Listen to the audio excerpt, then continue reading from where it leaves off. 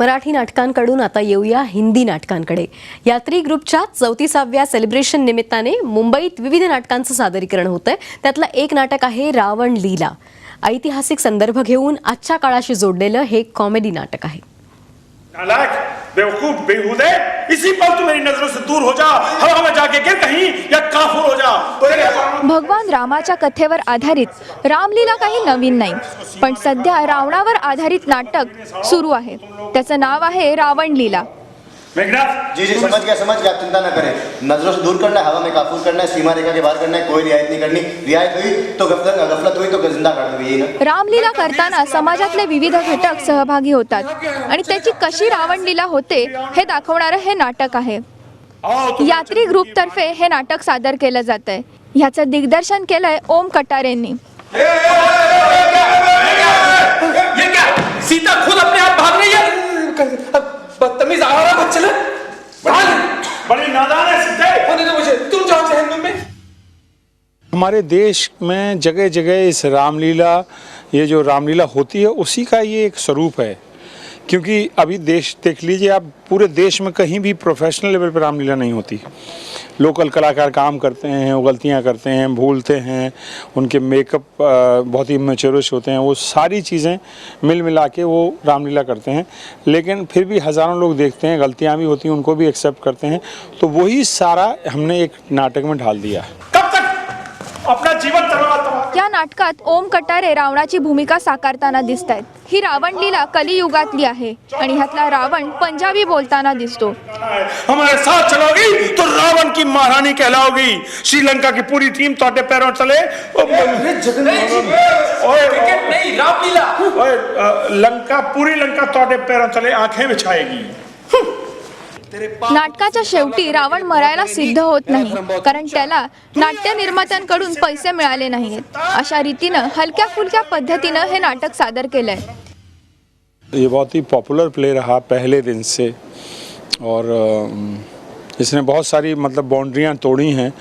बहुत सारे एक्सपेरिमेंट हैं इसमें। म्यूज़िक पर एक्सपेरिमेंट किया है, कॉस्ट्यूम पर भी। ये कॉस्ट्यूम रेगुलर रामलीला में नहीं होते हैं, इन पर भी कॉस्ट्यूम पे हमने एक्सपेरिमेंट किया है। तेरा क्षय होगा, जरूर होगा। मेरी कलियुगातील या रावण लीलेत सीता रावणाबरोबर स्वतःहून पळून जाताना दिसते, पण नाटकातच दिग्दर्शक मध्ये येतो आणि तिला स्वतःच्या भूमिकेची आठवण करून देतो। रावण लीला हे एक विडंबनात्मक नाटक आहे। ह्यातलं संगीत आणि संवाद प्रेक्षकांचं मनोरंजन करतायत। जो भी होगा सीते देखा जाएगा। फिलहाल थोड़ी किडनैपिंग है। आजा। मेघा रोगे, TV9 मुंबई। मुझे बचाइए नाद के। ओए जग्गू, क्या हो गया? कितनी भारी है सीता यार। आता वेळ झाली एका छोट्याशा ब्रेकची। ब्रेक नंतर आपण गप्पा मारणार आहोत ज्येष्ठ दिग्दर्शक कुमार सोहनी यांच्याशी। रंगभूमीमध्ये अनेक वेगवेगळे प्रयोग झालेले आहेत। म्हणजे जे आपण प्रायोगिक रंगभूमीमध्ये लेवल्सवरती नाटकं करतो, ती सुद्धा नाटकं लोक व्यावसायिक म्हणून स्वीकारायला सुरुवात झालेली आहे।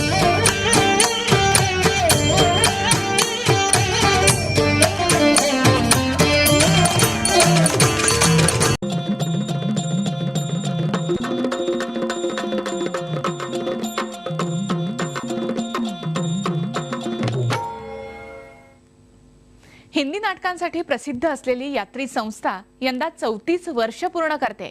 या संस्थेतर्फे मुंबईमध्ये नाट्य महोत्सव भरवला जाणार आहे। 22 जानेवारी ते 24 फेब्रुवारी या काळामध्ये हा नाट्य महोत्सव रंगणार आहे।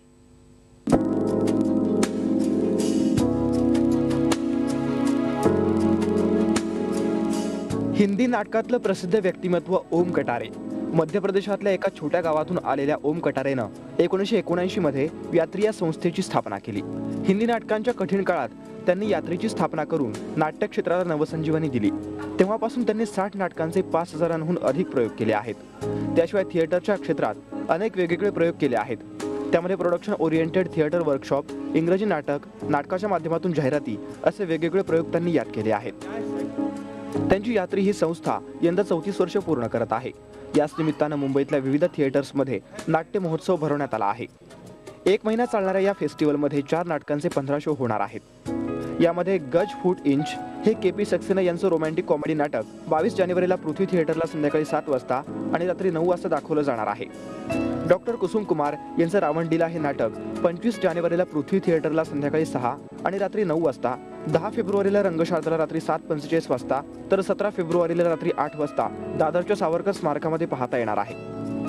वसंत कानेटकरांच्या नाटकावर बेतलेलं ये जो है जिंदगी हे नाटक 23 आणि 24 जानेवारीला पृथ्वी थिएटरला रात्री 9 वाजता दाखवलं जाणार आहे.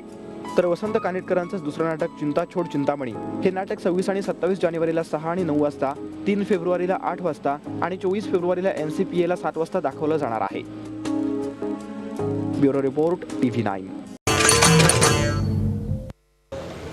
हिंदी रंगभूमीवरचे ज्येष्ठ नाटककार ओम कटारे यात्री संस्था स्थापन करून त्यांनी हिंदी रंगभूमीला नवीन ओळख दिली. त्यांच्याकडून जाणून घेऊयात रंगभूमीविषयी.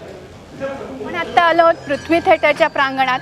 इथे यात्री ग्रुपच्या 34व्या वर्धापन दिनाची लगबग सुरू आहे आणि आत्ता आपल्याबरोबर आहेत यात्री ग्रुपचे ओम कटारे. आपण त्यांच्याशी जाणून घेऊया हिंदी रंगभूमीबद्दल आणि मराठी रंगभूमीबद्दल. यात्री का 34वां वर्धापन दिन है आज. 34 साल का सफ़र के बारे में हमें बताइए. बहुत ही अच्छा रहा. मतलब इसी थिएटर से शुरुआत की थी हमने. मतलब यात्री का जन्म पृथ्वी थिएटर पे हुआ और अब वो 34 साल का हो रहा है. तो अच्छा लगता है देखते हुए. सारे साथ हमारे साथ बहुत सारे 50-60 कलाकार काम कर रहे हैं. लगातार हमारी कोशिश रहती है उनको इसमें रंग कर में बिजी रखें.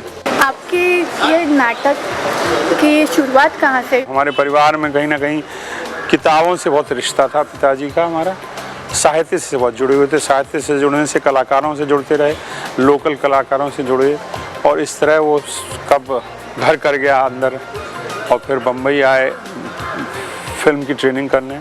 लेकिन पृथ्वी थिएटर देख के हमारे होश फाख्ता हो गए.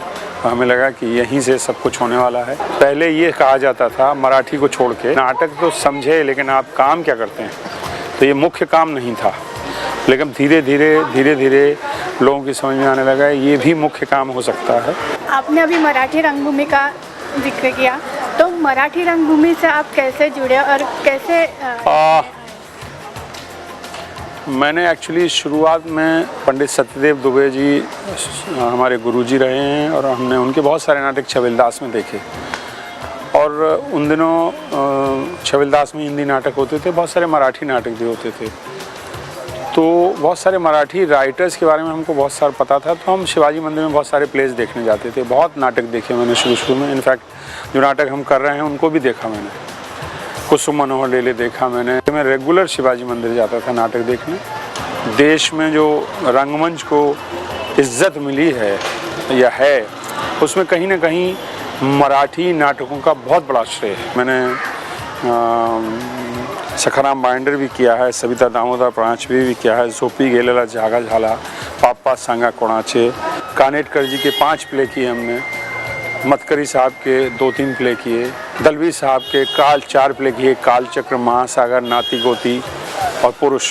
सो मैं ये कहूँगा कि मराठी रंगमंच इस थिएटर का बहुत बड़ा स्तंभ है जहाँ रंगमंच की बात आती है और हमेशा रहेगा. अभी आपने कहा कि नए लोग आ रहे हैं, लेकिन आजकल ऐसे भी बोला जाता है कि यंग लोगों में कंटिन्यूटी बहुत कम रहती है क्योंकि वो आते हैं फिर कहीं टीवी सीरियल मिल जाए. उसकी वजह क्या है? उसकी वजह क्या है? जिंदगी का एक हिस्सा देने के बाद आप चाहेंगे कि उसी से आपका जीवन चले और ऐसा हिंदी रंगमंच में पॉसिबल नहीं हो पा रहा है. इसके लिए भारतीय रंगभूमि में क्या बदलाव लाने की ज़रूरत है और सोच में क्या बदलाव लाने की ज़रूरत है, आपको क्या लगता है? पहली बात तो नाटक को एक पूरी इंडस्ट्री मानना चाहिए क्योंकि इंडस्ट्री है ये. गवर्नमेंट को इसको एक शिक्षा का हिस्सा बनाना चाहिए ताकि लोग इसमें ही शिक्षित हों. आगे का प्लान क्या है आपका कि आगे क्या और करना चाहिए?